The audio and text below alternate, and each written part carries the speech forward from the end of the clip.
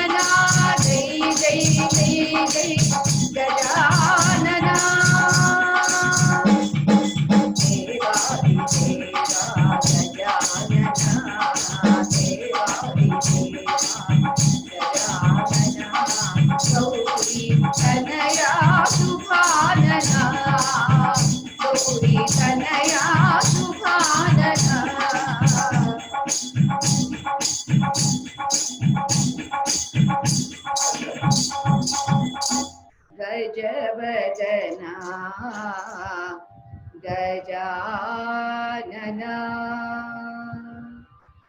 ओम श्री गणेशाय नमः।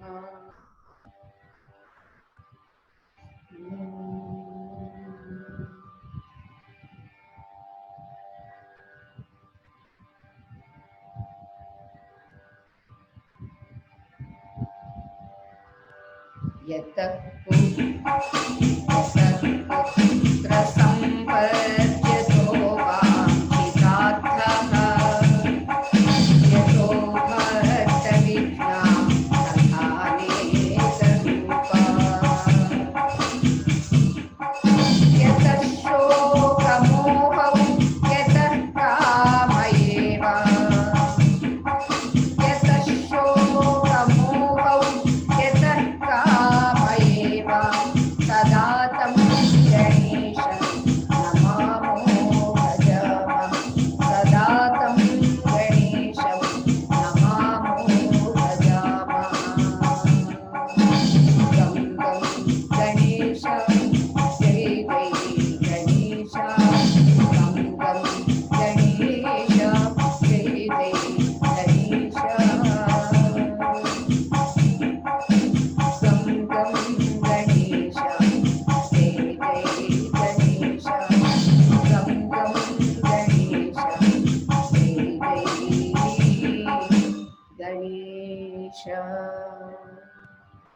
ప్రియ దివ్యాత్మ స్వరూపులారా, మన గణపతి నవరాత్రి మహోత్సవంలో ఇవాళ మనం 8వ రోజుకు వచ్చాము. ఇప్పుడు మనం 6వ శ్లోకాన్ని నిన్న మనం చెప్పుకున్నాం. యతః అభక్త విఘ్నాః తథా అనేక రూపాః. ఏ భక్తులు కాని వాళ్ళు ఉన్నారో ఆ అభక్తులకి కలిగించేటటువంటి విఘ్నాలు కూడా అన్ని నీ నుండే వస్తాయే. అంతేకాదు, ఎప్పుడైతే విఘ్నాలు వస్తాయో ఎంత శోకము కదా, ఎంత మోహము కదా. ఈ శోకము మోహానికి కారణమైనటువంటి కామన, కోరిక, ఇవి కూడా నీ నుండే వస్తున్నవి. అటువంటి హే గణేశ, నీకు నమస్కరిస్తున్నాము అని చెప్తూ నిన్న మనం దక్షుడి కథ చెప్పుకుంటూ ఉన్నాం. దక్షుడు చూడండి, అతడికి పాపం గుడ్డివాడు, మోగవాడు, చెవిటివాడు అయినప్పటికీ కూడా ఒక ముద్గల మహర్షి యొక్క శరీరము నుండి ప్రసరించినటువంటి ఆ వాయువు వల్ల ఇతడికి ఇవన్నీ, ఈ లోపాలన్నీ పోయాయి. అతడి దగ్గరికి వెళ్ళి, ఆ మహామునీశ్వరుడి దగ్గరికి వెళ్ళి ప్రణామములు సమర్పించి, ఇదిగో నాకు ఇలా నివారణ అయ్యింది, దీనికి ఇంకా నేను ఏం చెయ్యాలి? అదే వేరే వాళ్ళు అయితేనంటే నివారింపబడింది కదా, ఇంకెందుకు ముందుకు వెళ్ళిపోదాము, నాన్నగారి దగ్గరికి వెళ్ళిపోదాము అని అనుకుంటారు. కానీ ఎంత నివారణ జరిగింది అంటే ఎవరు? ఆ మహానుభావుడు. ఇంకా ఆ మహానుభావుడి దగ్గర నుంచి మనం ఏమి నేర్చుకోవాలి, ఎలా ఉద్ధరింపబడాలి అనేటటువంటి ఆ తపనతో వారి దగ్గరికి వెళ్ళడము, వారు ఉపదేశం చెయ్యడము, చేసినటువంటి ఉపదేశ ప్రభావంగా అతడు సాక్షాత్తు గణపతి యొక్క దర్శనాన్ని కూడా చేసుకున్నాడు. అంటే నమ్మకం, విశ్వాసం. చెప్పుకున్నామే, ఒక వృక్షుడు అనేటటువంటి వాడు మరామర రామ అని పలకలేకపోతే, మరామరామరా అని పలికితే అది రామ రామ రామ అయ్యి అతడు ఒక హంతకుణ్ణి ఒక కవిగా చేసి పడేసింది. అది మంత్రము యొక్క ప్రభావం అన్నమాట. అటువంటి ఈ మంత్ర ప్రభావాన్ని తెలుసుకున్నటువంటి వాడు, జపించి అనుభవించినటువంటి ఈ దక్షుడికి కల రావడము, ఆ కళ ఏమిటి అనేది అమ్మతో చెప్పడము. ఏమిటి కలలో? ఒక పట్టపుటేను, శ్వేత పట్టపుటేను మాల తీసుకొచ్చి తన మెడలో వేయడము. అమ్మ ఏమిటి కళ అని అడిగితే, నాయన గణపతి అనుగ్రహంతో నీవు రాజువు కాబోతున్నావు, ఆ కళ యొక్క మహిమ అదే, ఆ కళ యొక్క అర్థము అదే అని తల్లి చెప్పడము. ఆ సమయంలోని కళింగ దేశపు మహారాజు ఆకస్మికంగా మరణించడం. తద్వారా ఎవరు మరి ఈ సింహాసనం ఖాళీగా ఉండకూడదు. ఆ మహారాజు యొక్క భార్య రాణి సులభ పాపం ఆ అకస్మాత్తు సంఘటనకి ఆమె దుఃఖంలో మునిగిపోయింది. అయినప్పటికీ కూడా మరలా ఆమె తేరుకొని మంత్రులను రప్పించి, అలాగే మహర్షులు ఎవరు అని అనుకున్న సమయంలో సాక్షాత్తు ఈ ముద్గల మహర్షి రావడము, ఆ వచ్చినటువంటి వారిని ఉపాయం ఏమిటి అని అడగడము. ఆ సమయంలో వారు ఏమి సూచించారండి? మన ఈ పట్టపుటేను ఉంది కదా, ఆ పట్టపుటేనుకి కమలాల మాల ఇవ్వండి. కమలములు, కమలం చూడండి, అది ఎక్కడ పుట్టిందండి? బురదలో పుట్టిందండి. కానీ బురదలోనే పుట్టి ఇంత కూడా బురద అంటకుండా ఆ సూర్యుడినే చూస్తూ, ఆ సూర్యుని యొక్క ప్రభావంతో, సూర్య ప్రకాశంతో తాను ఉదయించి సూర్యుడికే సమర్పితము అని అనుకుంటున్నాను. మరి నిజంగా ఆ కమలాన్ని చూస్తే మనం కూడా ఎంత నేర్చుకోవాలండి? నీవెవరివి అని కాదండి, ఎక్కడ పుట్టావు అని కాదండి, ఎలా ఉన్నావు అనేది ప్రధానం. బురదలో పుట్టినప్పటికీ అది కాస్త భగవంతుడికి సమర్పితం అవుతుంది. అంతేకాదండి, భగవంతుడి పాదములను, భగవంతుడి హస్తములను ఆ కమలంతో పోలుస్తారు. కమలాక్ష, కమల దళాక్ష అని అంటూ. అంతేకాదు, పద్మప్రియే పద్మిని పద్మహస్తే పద్మాలయే పద్మదళాయతాక్షి. పద్మహస్తములు, పద్మపాదములు, పద్మముఖారవిందము, ఇలా పద్మ పద్మ పద్మ పద్మ. అంతేత అటువంటి పద్మముల యొక్క మాలను ఆ పట్టపుటేనుకిచ్చి విడిచిపెట్టండి స్వేచ్ఛగా.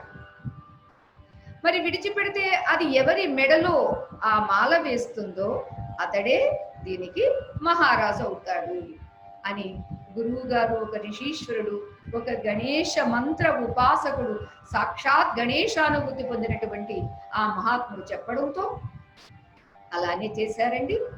ఎక్కడో దూరంలో ఉన్నటువంటి ఏ చెట్టు కింద దేవాలయంలో ఉంటూ అనుష్ఠానం చేసుకుంటున్నటువంటి ఈ తల్లి పుత్రుల దగ్గరికి వచ్చింది ఆ ఏడు, ఆ పట్టపుటేనుగు. ఆ కమలాల మాల తీసుకొచ్చి అతడి మెడలో వేసింది. ఆ ఏనుగును అనుసరించి వెళ్ళారండి అందరూ కూడా. ఎప్పుడైతే ఆ పిల్లవాడు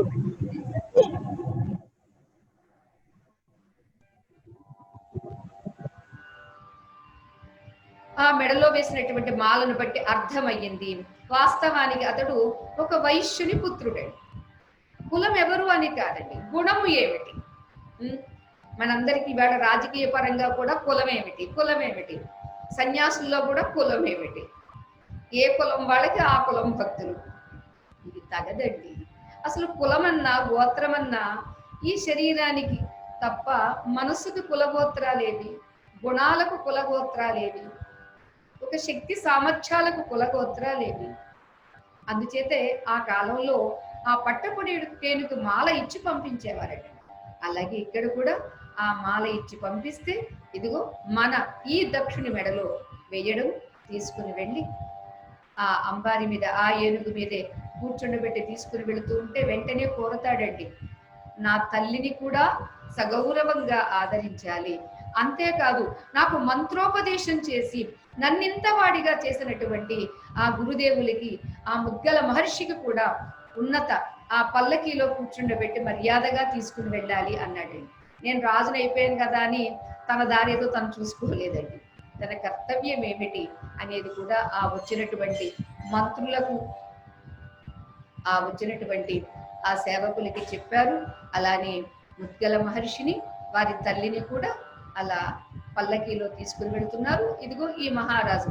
అందరూ అనుకుంటున్నారండి, అరే గణేష భక్తుడు మనకి రాజుగా రావడం మన అదృష్టం, ఇక ఆ గణేశుని యొక్క వైభవము, గణేశుని యొక్క ఆశీస్సులు ఈ మహారాజు ద్వారా మనందరికీ కూడా అందుతాయి అని చాలా సంతోషిస్తారు. ఇక్కడ దక్షుడు గణేశుని యొక్క అనుగ్రహ ఆశీర్వాద బలంతో మూగవాడు, అలాగే చెవిటివాడు, గుడ్డివాడు అయినటువంటి వాడు కాస్త మహారాజు అయ్యాడు. ఇది మనందరికీ తెలియాల్సినటువంటి విషయము అని చెబుతూ విశ్వామిత్ర మహర్షి ఎవరికి చెబుతున్నారండి ఈ కథ? భీమరాజుకి అతని భార్య అయినటువంటి చారుహాసి. విని చాలా సంతోషించారు. మరి గణేశుని యొక్క వైభవం ఇంతటిది అని చెబుతున్నారు, అందుచేత దయచేసి మరి మాకు కూడా సత్సంతానం కలగాలంటే మమ్మల్ని ఏం చేయమంటారు అని అడిగారు. అడిగితే అప్పుడు దానికి విశ్వామిత్ర మహర్షి, అందరికీ ఉపాయం ఉంది కదా, నేను కొత్తగా వెతకాల్సిన అవసరం లేదు. దక్షుడు ఎక్కడైతే ఈ దక్షుణ్ణి అంటారండి, ముద్గల మహర్షిని అడుగుతారు, అయ్యా మరి నన్ను మీరు రాజును చేసి కూర్చుండబెట్టారు, నేనేం చెయ్యాలి, ఎలా ఉండాలి, అవన్నీ మీరే నాకు నిర్దేశించాలి అంటాడండి. అది వినయము విధేయత అంటే. అప్పుడు ముద్గల మహర్షి చెప్తారండి, ఇక్కడ ఒక చక్కగా గణేశుని యొక్క మందిరాన్ని ఒక శశాస్త్రీయంగా, ఒక ఆగమ శాస్త్ర ప్రకారంగా నీవు కట్టించాల్సింది, అలానే దానికి ఒక సరస్సు, ఇవన్నీ శశాస్త్రీయంగా ఎలా ఉండాలో అలా చేయించమని చెబితే గురువు గారు సూచించిన ప్రకారము చక్కగా ఒక దివ్యమైనటువంటి భవ్యమైనటువంటి గణేశుని యొక్క మందిరాన్ని, దేవాలయాన్ని కట్టించాడంటే దక్షుడు. అదిగో ఇక్కడ విశ్వామిత్ర మహర్షి ఈ దంపతులిద్దరికి మీరు అక్కడికి వెళ్ళి, ఏ దక్షుడు మీ వంశంలో 7 తరాల క్రితం జరిగినటువంటి ఆ దక్షుడు ఎక్కడైతే దేవాలయాన్ని కట్టించాడో అక్కడకు మీరు వెళ్ళి జపించండి, మీ జపానికి ఒక శీఘ్ర ఫలము ఉంటుంది, క్షిప్ర ప్రసాదం అవుతుంది అని వారు సూచించడము, అలానే వారికి షడక్షరి మంత్రోపదేశాన్ని చెయ్యడం చేస్తారు. అక్కడికి వెళ్ళి ఆ మంత్రాన్ని జపిస్తారు ఈ భార్యాభర్తలతో. ఎవరు? భీమరాజు, చారుహాసి. ఇటువంటి వీరిద్దరికి గణపతి యొక్క అనుగ్రహంతో ఒక చక్కని పిల్లవాడు పుడతాడండి. వాడికి రుక్మాంగదుడు అని పేరు పెడతారు.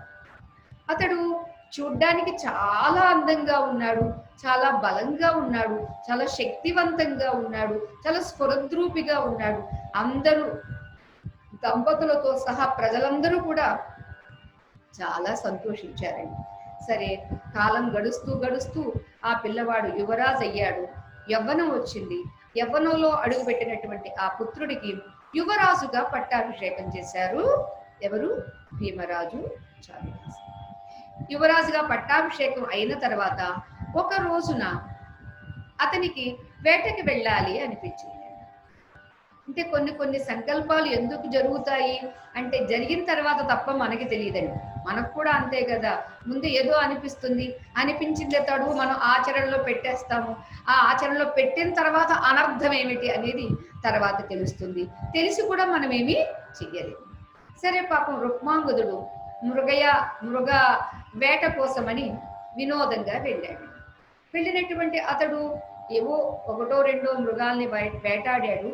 అలా ఆశ్రమంలో అడవిలో అలా వెళుతూ ఉంటే ఒక చోట ఆశ్రమం కనిపించిందండి.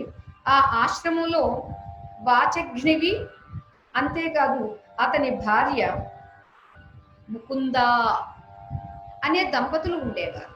ఇతడు వెళ్ళి అదే ఆశ్రమం కదా, దాహం వేస్తుంది, ఇప్పటి వరకు వేటాడాను అని అమ్మా మంచినీళ్ళు అని అడుగుతాడు. ఆ సమయానికి వాచఘ్నివి మహర్షి ఉండరు, వారు గ్రామాంతరం వెళ్ళారు. అతని భార్య ముకుంద ఉంది. ముకుంద ఈ రుక్మాంగదుడి యొక్క సౌందర్యానికి మోహిత అయి కామ పీడిత అయి దగ్గరికి వస్తుందండి. అమ్మా, నువ్వు నాకు మాతృమూర్తివి, మాతృవత్ పరదారేషు. ఎందుకంటే సంస్కారవంతుడండి, ఆషామాషిగా పుట్టినవాడు కాదు కదండి, ఏవో మందులు మాకులు మింగితే పుట్టినవాడు కాదుగా, హాస్పిటల్స్ చుట్టూరు తిరిగితే పుట్టినవాడు కాదుగా, సాక్షాత్తు గణేష మంత్రాన్ని జపించి గణేశుని యొక్క అనుగ్రహాన్ని పొందితే పుట్టినటువంటి అలాంటి పిల్లవాడు ఎంత సంస్కారవంతుడు అవుతాడండి. అమ్మా, మీరు నాకు తల్లి వంటి వాడు, నేను మీ పుత్రుణ్ణి, మీకు ఇది తగదు అంటే గట్టిగా వచ్చి ఆలింగనం చేసుకున్నాను, పట్టుకుని విడిచిపెట్టట్లేదండి. భర్త ఇంట్లో లేడు. అప్పుడు అంటాడు, అరేరే ఏమిటి మీరు చేస్తున్న పని ఏమిటి అని గట్టిగా ఆవిడ్ని వదిలించేసాడండి. రెండు చేతులు వదిలించుకుని దూరంగా నెట్టాడు. దానితో ఆమెకు చాలా కోపం వచ్చింది. ఒకటి, కామమే పొరపాటు, చాలా దోషము. ఆ కామమని ఎప్పుడైతే కాదన్నారో అప్పుడు ఏమవుతుందండి? క్రోధం వస్తుంది. కామాత్ క్రోధోభిజాయతే, క్రోధాత్ భవతి సమ్మోహః, సమ్మోహాత్ స్మృతి విభ్రమః, స్మృతి భ్రంశాత్ బుద్ధినాశః, బుద్ధినాశాత్ ప్రణశ్యతి. అదే కదా మనకి గీతాచార్యుడు చెప్పారు. ఇక్కడ ఈవిడ కూడా అదే స్థితిలో మీదకు వెళితే ఎప్పుడైతే కాదని వెనక్కి తోశాడో కోపంతో, అదే ఒక స్త్రీని నిన్ను నేను వరించి వస్తే కాదన్నావు కాబట్టి నువ్వు కుష్టు వ్యాధి పీడితుడవుగాక అని చెప్పించాడు. ఆశ్చర్యపోయాడండి. అయ్యయ్యో ఏమిటి, అసలు నేను ఇవాళ వేటకి ఎందుకు వచ్చాను? వచ్చిన వాడిని వేట అయిపోయిన తర్వాత వెనక్కి తిరిగి వెళ్ళక దాహం వేయడం ఏమిటి, దాహం వేసిందని ముందుకు రావడం ఏమిటి, ఆ ముందుకు వస్తే ఈ ఆశ్రమానికి నేను ఎందుకు రావాలి, ఈ సమయంలో ఆ ఋషీశ్వరుడు లేకపోవడము, ఆ లేకపోయిన సమయంలో చూసుకుని ఈమె ఋషి పత్ని అయి ఉండి కూడా ఈమె నా మీద ఇలా నన్ను ఒత్తిడి చెయ్యడము, నేను కాదని తిరస్కరించడము, ఈ శాపము ఏమిటిది? గణేశా అని ఒక్కసారి గణేశ్వరుని ప్రార్థించి, అంత అందమైన శరీరం, అంత సుందరాముడు కూడా ఆ కుష్టు వ్యాధితోటి శరీరం అంతా జబజబలాడిపోయి, శరీరం అంతా పుళ్ళు పడిపోయి, చూడటానికి తనను తానే చూసుకుని, అరేరే ఎంత అసహ్యము, ఇలాంటి శరీరంతో నేను మరలా తల్లిదండ్రుల దగ్గరికి ఏమని వెళ్ళాలి, ప్రజలకు నా మొక్కు ఏమని చూపించాలి, ఇక నాకు ప్రాయోపవేశం ఒకటే కర్తవ్యము అని, ప్రాయోపవేశం అని అంటే అండి అగ్నిలోకి ప్రవేశించి ఆత్మాహుతి చేసుకుందాము అనుకుంటున్నాడండి. ఆ సమయంలో వచ్చారు. వీరి పాత్ర అండి చాలా చోట్ల మనకి కనిపిస్తుంది. ఒక వ్యాస భగవానుడి దగ్గర, ఒక వాల్మీకి భగవానుడి దగ్గర, చాలా మంది దగ్గర, అలాగే రాక్షసుల దగ్గర కూడా కనిపిస్తుందండి, భక్తుల దగ్గర కనిపిస్తుందండి. ఎవరండి? నారద మహర్షి. నారం దదాతీతి నారద. అంటే జ్ఞానాన్ని ఇచ్చేవాడు. ఎక్కడెక్కడ ఏ రకమైనటువంటి సమస్య వచ్చినా ఆ సమస్యలో అర్హులైనటువంటి వాళ్ళు ఉంటే ఆ అర్హత కలిగిన వారికి తాను దర్శనమిచ్చి ధ్రువుడికి ఉపదేశించిన వారు నారదుడే, ప్రహ్లాదుడికి ఉపదేశించిన వారు నారదుడే. ఇలా చాలా చోట్ల నారద మహర్షి యొక్క పాత్ర ఉంటుందండి. ఎందుకంటే ఎప్పుడూ నారాయణ నారాయణ నారాయణ అని అంటూ మీటకుండగానే మోకేటటువంటి ఆ మహతి వీణతోటి ఆయన త్రిలోకాలను సంచారం చేస్తూ ఉంటారు. కాబట్టి ఏ సమయంలో ఇతడు ఎక్కడికి వెళ్ళాలో అక్కడికి వెళ్తుంటాయండి ఆ పాదాలు. వారికి ఏమీ సంకల్పం ఉండదండి. మరి ఆ కాలంలో ఇవాళ మనకి సమస్య వస్తే వెంటనే ఒక మెసేజ్, వెంటనే ఒక కాల్, వెంటనే అందరికి పబ్లిక్ ఫేస్బుక్ యూట్యూబ్ లో పెడుతున్నట్టుగా ఆ వేళ అవేమీ లేవు కదండి. అయినప్పటికీ కూడా జ్ఞానులకి తన యొక్క ఈ జ్ఞానం ఆవశ్యకత ఎవరికి ఎక్కడ అవసరము అని తెలిసి వెళ్ళగలిగినటువంటి సమర్థత ఉన్నవారండి. అందులో అగ్రగణ్యుడు నారద మహర్షి. నాయనా ఏమిటి బాధపడుతున్నావు అని అడిగితే చెప్పాడండి, విషయమంతా చెప్పాడు పాపం రుక్మాంగదుడు. నాయనా నీవేమీ బాధపడవద్దు. ఇక్కడ విదర్భ దేశంలో కదంబ నగరంలో చింతామణి గణపతి అని ఉన్నారు. అంతేకాదు ఆ చింతామణి గణపతికి దగ్గరలోనే కుండము ఉంది, గణేష కుండము అంటారు దాన్ని. నేను ఈ త్రిలోకాలు సంచారం చేస్తూ ఉండగా ఒకసారి చూశాను, ఒక ముసలివాడు, చాలా ముసలివాడు, బహుశా 90-100 ఏండ్ల ప్రాయము వాడు. అంతటి ముసలివాడు వణుకుతూ వణుకుతూ వణుకుతూ వచ్చి కర్రతో వచ్చి కర్రని పడేసి దానిలో మునక వేశాడు ఆ కుండం. ఎప్పుడైతే కుండంలో అతడు మునిగాడో, మునిగిన వాడు లేచేసరికి ముసలివాడు కాదు, మంచి యవ్వనంలో ఉన్నవాడు, మంచి బంగారు కాంతితో ఉన్నటువంటి శరీరం కలిగినటువంటి వాడు. అతడు పైకి వచ్చాడు. వచ్చినటువంటి అతడు అదుగో లోపల మందిరంలో దేవాలయంలో ఉన్నటువంటి ఆ గణపతిని అర్చన చేశాడు, అభిషేకం ఆరాధించాడు. చింతామణి అంతే, చింతామణి గణపతిని అతడు ఆరాధన చేసి బయటికి వచ్చేసరికి ఆశ్చర్యం. రుక్మాంగద విను విను నా మాట. ఆ వైనాయక లోకం నుంచి, అంటే వినాయకుని యొక్క లోకం, వినాయకుని యొక్క తస్య భావమే వైనాయకుడు అని, ఆ వైనాయక లోకం నుంచి ఒక దివ్యమైనటువంటి విమానం వచ్చింది. అదిగో ఆ విమానం రావడంతో ఆయన గణేశుడికి నమస్కరిస్తూ జై జై గణేష జై జై గణేష జై జై గణేష అంటూ విమానాన్ని ఎక్కాడు, అధిరోహించాడు. ఆ విమానం అతన్ని వైమానిక లోకానికి తీసుకుని వెళ్ళింది. అందుచేత రుక్మాంగద నీవు బాధపడవద్దు, దీనిలో నీ పొరపాటు ఏమీ లేదు. ఆమె మీద పడినప్పటికీ నువ్వు కాదన్నావు, నీవు అధర్మం చెయ్యలేదు, అంచేత నీ దోషం ఏమీ లేదు. అంచేత ఆ దోషం పరిహరింపబడడానికి, నీకు వ్యాధి నివారింపబడడానికి అదిగో నేను చెప్పినటువంటి అక్కడికి వెళ్ళు అన్నారండి నారద మహర్షి. అయితే రుక్మాంగదుడు అడుగుతారు, ఏమిటి ఆ కుండానికి అంత మహిమ రావడానికి గల కారణం ఏమిటి? అక్కడ చింతామణి గణపతి అని ఎందుకన్నారు? అసలు ఆ దేవాలయాన్ని ఎవరు ప్రతిష్టాపన చేశారు? ఏమిటి దాని యొక్క మహిమ, దాని యొక్క వైభవాన్ని ఇంకెవరెవరు తరించారు? అది నాకు చెప్పాల్సింది అని అడిగారండి ఎవరు? రుక్మాంగదుడు నారద మహర్షి. అప్పుడు నారద మహర్షి చెప్పుకుంటూ వస్తున్నారండి, నాయన నేను ఒకరోజు వైకుంఠం నుంచి సత్యలోకం నుంచి కైలాసము, అలానే కైలాసం నుంచి అమరావతికి వెళ్ళాను. అమరావతిలో దేవేంద్రుడు ఉన్నారు. నన్ను చూసిన దేవేంద్రుడు, నారద మహర్షి రండి రండి, స్వాగతం, మీకు మా ప్రణామములు. ఏమిటి భూలోక విశేషాలు ఏమిటి, ఇతర లోకాల విశేషాలు ఏమిటి చెప్పాల్సింది. ఎందుకంటే నారద మహర్షి అంటే బ్రాడ్కాస్టింగ్ మినిస్ట్రీ, ఎక్కడెక్కడ ఏమేమి జరుగుతున్నది అన్నీ తెలిసినటువంటి వాడు. అంటే తెలిసినటువంటి వాడిని అడిగితే అన్నీ తెలుస్తాయి కదా అని ఇంద్రుడు అడిగారు దేవేంద్రుడు నారదుడు. అప్పుడు నారద మహర్షి ఏం చెబుతారంటే, దేవేంద్ర, భూలోకంలో గౌతమ మహర్షి అని ఒక గొప్ప మహానుభావుడు ఉన్నారు. అతని తపశ్శక్తి ఎంతటిది అంటే ఒకసారి క్షామం ఏర్పడింది. అంటే వర్షాలు లేక భూములు ఎండిపోయి ధాన్యం పండక ప్రజలంతా ఆకలితో పీడింపబడుతూ ఉన్నటువంటి సమయంలో ఈ గౌతమ మహాముని ఏం చేశారో తెలుసా? అప్పటికప్పుడు ప్రాతకాలంలో ఉదయం వేళ ధాన్యపు గింజలు చల్లి మధ్యాహ్నం వేళకంతా ఆ ధాన్యాన్ని పండింపచేశారు, సస్యశ్యామలం చేశారు. అంటే ఎంత గొప్ప తపస్సంపన్నుడో అర్థం చేసుకో. ఇక సాయంత్రానికల్లా అందరి ఆకలి తీర్చారండి. అంతటి శక్తి సంపన్నుడు. ఇక ఆ గౌతమ మహాముని యొక్క భార్య ఉండే అహల్య చాలా సౌందర్యవతి. ఆమెకు ఉన్నటువంటి సౌందర్యము నీ దగ్గర ఉన్నటువంటి అప్సరసలకు కూడా లేదు. ఎందుకంటే ఆమె బ్రహ్మ మానస పుత్రిక, అంతటి సౌందర్య రాశి అని చెప్పారు.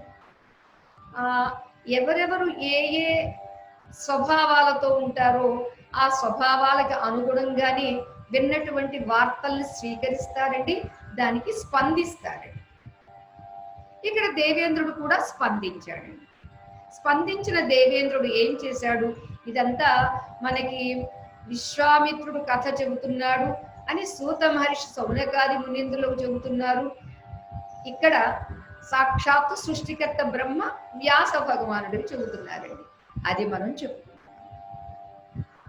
దేవేంద్రుడు అప్పుడు నారదుడు చెప్పినటువంటి ఈ మాట వినడంతో అహల్య మీద మనస్సు కలిగింది. ఆ అహల్య దగ్గరకు వెళ్ళాలి అనుకున్నాడు. కేవలం అహల్య దగ్గరికి వెళ్ళడం మాత్రమే కాదండి, ఎక్కడెక్కడ తపస్సు అధికమవుతుందో ఆ అధిక తపస్సుని దేవేంద్రుడు కాబట్టి, ఇంద్రియములకు అధినేత అధినాయకుడు కాబట్టి వాటిని పరీక్షించడము, వాటిని భంగం చేయడం, భగ్నం చేయడం అనేటటువంటిది దేవేంద్రుడి యొక్క డ్యూటీ. ఈ రెండు కారణాలుగా వెళ్ళాడండి. వెళ్ళడంతో అప్పుడు గౌతమ ముని తెల్లవారిపోయిందేమో అని స్నానానికి వెళ్ళడం, ఇది మనందరికీ తెలిసినటువంటి కథే. ఆ వెళ్ళినటువంటి గౌతముడు వెళ్ళిన వెంటనే గౌతమ వేషంలో దేవేంద్రుడు రావడము, వచ్చినటువంటి వాడు దేవేంద్రుడే అని తెలిసి కూడా అహల్య అతడికి తన మనస్సుని సమర్పించడం జరిగింది.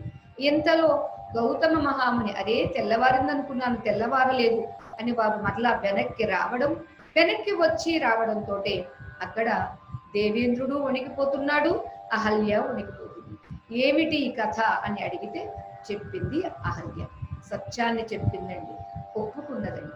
అప్పుడు వెంటనే నీవు పాషాణమవుదువు గాక అని అహల్యను శపించారు గౌతమ మహాముని.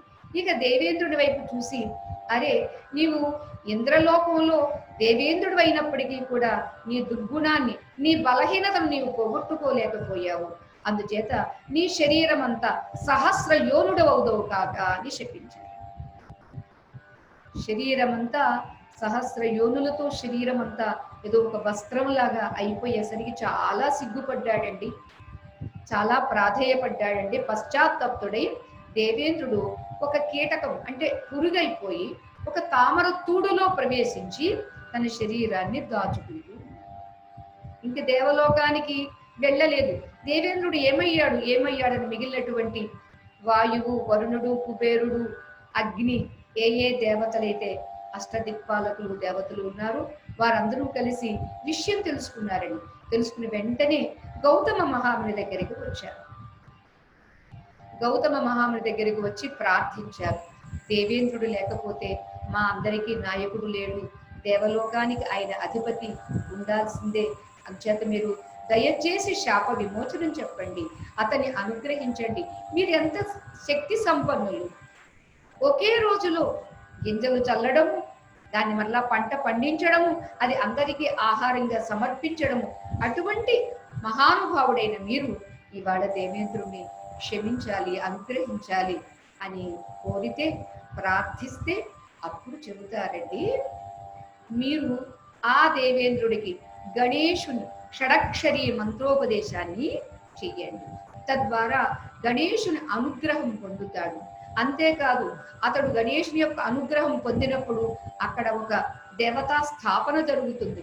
అంతేకాదు అతడి శరీరం అంతా ఏ యోనులు అని నేను చెప్పించాను అవి అక్షములు అవుతాయి, అంటే నేత్రము. అందుకని అప్పటి నుంచి అతడికి సహస్రాక్షుడు అని పేరు వచ్చింది దేవేంద్రుడికి. అంచేత ఇది ఉపాయము అని చెప్పారు గౌతమ మహాముని. ఆ ఉపాయాన్ని స్వీకరించి దేవతలందరూ వెళ్ళి పిలుస్తారు. ఎక్కడ ఏ తామర తూడులో తాను కీటకమై ఉన్నాడు అక్కడికి వెళ్ళి, అంటే అమ్మో నేను రాను, నేను నా శరీరాన్ని మీకు నేను చూపించలేను, నేను చేసినటువంటి ఈ పొరపాటు అక్కడి గౌతమ మహామునికి కోపము వచ్చి అతడి తపస్సు క్షీణం కావడం కోసం చేశాను, కానీ దానిలో నేను బలైపోయాను అని బాధపడుతుంటే మీరేమీ బాధపడవద్దు, తిరిగి గౌతమ మహాముని యొక్క ఆశీర్వాదం తీసుకున్నాము, ఇదిగో ఉపాయము రండి అని ఆయన్ని బయటికి పిలిచి అప్పుడు అతనికి షడక్షరి మంత్రోపదేశం చేసి, రండి ఇప్పుడు మీ శరీరం అంతా సహస్రాక్షములు అయినవి, అంటే సహస్రాక్షములు అయితే అయినవి, కానీ నేను ఆ గణేష మంత్రాన్ని స్వీకరించాను కాబట్టి అతని దర్శనం కూడా నేను పొంది తీరుతాను. గణేషుని యొక్క అనుగ్రహ ఆశీర్వాదం పొందిన తరువాతనే, దర్శనమైన తర్వాతనే నేను వస్తాను దేవలోకానికి అన్నాడు. అలా అక్కడ ఆయన నిష్ఠగా ఉండి తపస్సు చేయడంతో గణేశుడు తన యొక్క దివ్య శరీరంతో దర్శనమిచ్చారు దేవేంద్రుడికి. ఎప్పుడైతే దర్శనమిచ్చారో చాలా సంతోషపడి ఏం వరం కావాలో కోరుకో అన్నారు గణేశుడు. అప్పుడు ఆయన అంటారు, స్వామి నీవు ఇక్కడ నాకు దర్శనమిచ్చావు కాబట్టి నా తర్వాత ఈ భూలోకంలో ఉన్నటువంటి వాళ్ళందరూ కూడా నిన్ను దర్శించి వాళ్ళ యొక్క కోరికలు నెరవేర్చుకునేట్టుగా ఉండాలి. అంతేకాదు ఇక్కడ నా ఈ శరీరానికి ఏ శక్తి వచ్చిందో తిరిగి అలానే ఇక్కడ నీ పేరిట ఒక కుండం, గణేశ కుండముగా ఇది విలసిల్లాలి. ఎవరెవరు ఏ ఏ శరీరాలతో మునిగిన వాళ్ళు శుద్ధులు కావాలి, పరిశుద్ధులు కావాలి అని కోరడం జరిగిందండి. అదిగో అలా కోరిక మీద గణేశుడు దేవేంద్రుణ్ణి తథాస్తు అన్నారండి. అంటే వాళ్ళు చేసినటువంటి చిన్న పొరపాటుకి ఇవాళ మన ప్రపంచానికి ఎంతో మేలు జరగడం అన్నమాట అండి, ఎంతో ప్రయోజనం జరగడం. ఎందుకంటే కలికాలంలో ఉన్నటువంటి వాళ్లకు కూడా లాభాలు కలగాలి కదా, అంచేత దేవేంద్రుడు అలా కోరడము, ఆయన కోరికను మెచ్చుకొని తథాస్తు అని గణపతి అనడం. అప్పుడు అక్కడే తన యొక్క తపశ్శక్తితో ఒక దేవాలయాన్ని ఒక స్ఫటిక లింగాకృతిలో స్ఫటిక మూర్తితో గణపతిని ప్రతిష్టాపన చేస్తారు. అంచేత ఆ గణపతికి చింతామణి గణపతి, చింతలను దూరం చేసేటటువంటి వాడు. నా చింతను దూరం చేసినటువంటి ఈ చింతామణి గణపతి ఈ భూలోకంలో ఉన్నటువంటి వాళ్ళ చింతను కూడా దూరం చేయుగాక. ఇదిగో ఈ కుండంలో ఎవరైతే మునుగుతారో వాళ్ళు తిరిగి దివ్య శరీరాన్ని పొంది ఆ గణపతి యొక్క లోకాన్ని చేరుదురుగాక అని కోరుకున్నాడండి. అలానే జరుగుతుంది. హే రుక్మాంగద, ఇప్పటికీ కూడా దేవేంద్రుడు ప్రతిరోజు వచ్చి ఈ చింతామణి గణపతిని దర్శించి అభిషేకించి అర్చన చేసి వెళుతూ ఉంటారు. అంచేత నాయన నీవు వెళ్ళు, ఇదిగో ఈ మంత్రంతో ఈ జప మంత్ర బలంతో నీవు ఆ కుండంలో స్నానం చెయ్యి, తర్వాత అర్చన చెయ్యి అన్నారండి. వెళ్ళాడు, ఆ కుండంలో మునిగాడు. ఏ విదర్భ దేశం, ఏ కదంబ నగరం ఉందో ఇప్పటికీ కూడా అండి కదంబ చెట్టు ఎక్కడుందో ఆ కదంబ చెట్టు కింద కూర్చుని జపం చేస్తేనండి ఆ జపం అధికమైనటువంటి ఫలాన్ని ఇస్తుందన్నమాట. అంచేత ఇక్కడ కూడా ఈ కదంబ నగరం అంటే పేరు కాదండి, కదంబ వృక్షముల యొక్క సమూహములు. అటువంటి ఆ కుండంలో మునిగాడు, స్వామిని అర్చించాడు. ఆ తర్వాత అతని కోసం విమానం వచ్చింది. మరి వచ్చినటువంటి ఆ విమానంలో తానే వెళ్ళిపోకుండా అంటాడు, నా తల్లిదండ్రుల్ని విడిచిపెట్టి నేను ఎలా వెళ్తాను, నా తల్లిదండ్రులకు కూడా ఆ లోకం కావాలి అని అడిగితే, నీ తల్లిదండ్రుల పేర్లు చెప్పి నీవు ఆ కుండంలో మునుగు, అప్పుడు వాళ్ళకు కూడా ఆ సద్గతి కలుగుతుంది అంటారు. ప్రజలందరూ మరి మాకు మాకు మాకు అంటారండి. ఎవరు కావాలని కోరారో వాళ్ళని కూడా ఆ కుండంలో ఉంచి అందరూ కలిసి శశరీరులై దివ్య విమానాలు వస్తే ఆ విమానాలను అధిరోహించి గణపతి యొక్క లోకానికి, అంటే వైనాయక లోకానికి వెళతారండి. అంచేత మనం కూడా ఆ గణేశుని పట్ల భక్తిని విశ్వాసాన్ని పెంచుకొని ఇంకా ఈ 2 రోజుల్లో ఇంకా భక్తి ప్రపత్తులతో కొలిస్తే, కూరిమితో అర్చిస్తే, ప్రార్థిస్తే తప్పనిసరిగా మొర వింటాడు స్వామి. అంచేత తర్వాత శ్లోకాన్ని మనం మళ్ళీ రేపు చెప్పుకోవడానికి ప్రయత్నం చేద్దాము. జై గణేష్.